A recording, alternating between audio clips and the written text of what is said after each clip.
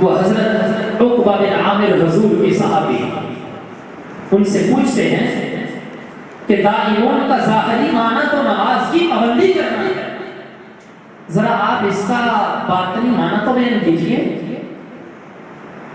انہوں نے کہا پھر سن لیجیے، ہم نے جو معنی نبی رحمت صلی اللہ علیہ وآلہ وسلم کی مبارک تربیت سے سیکھا ہے کہ دائمون کا معنی ہے دوام الحضور، کہ بندے کا ظاہری جسم بھی مسجد کے اندر ہو اور بندے کا دل بھی مسجد کے اندر ہو۔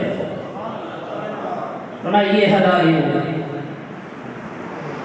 اور جس وقت بندہ نماز پڑھ رہا ہوتا ہے تو نبی رحمت صلی اللہ علیہ وآلہ وسلم کی تربیت یہ کہتی ہے کہ لوگوں نماز پڑھو، اس انداز سے نماز پڑھو کہ نہ تم دائیں دیکھ رہے ہو نہ بائیں دیکھ رہے ہو، نہ کن آنکھیوں سے ادھر ادھر سے دیکھ کر کے اپنی توجہ کو ہٹا رہے ہو۔ تمہاری توجہ کہاں ہونی چاہیے؟ حضرت انس رضی اللہ عنہ ابھی چھوٹے تھے، نبی پاک علیہ الصلوۃ والتسلیم نے ان کی طرف دیکھ کے فرمایا یا بنی اجعل بصرک حیث تسجد، اپنی نگاہوں کو وہاں رکھو جہاں تم نے سجدہ کرنا۔ ویسے تو یہ عام معنی ہے کہ وہاں رکھو نگاہ کو جہاں سجدہ کرنا ہے، اس کا ثمرہ کیا ظاہر ہوگا، نتیجہ کیا ملے گا؟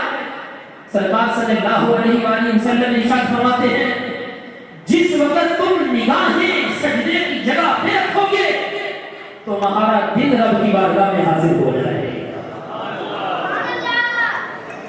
یہ نماز پڑھنے کی حکمت ہے۔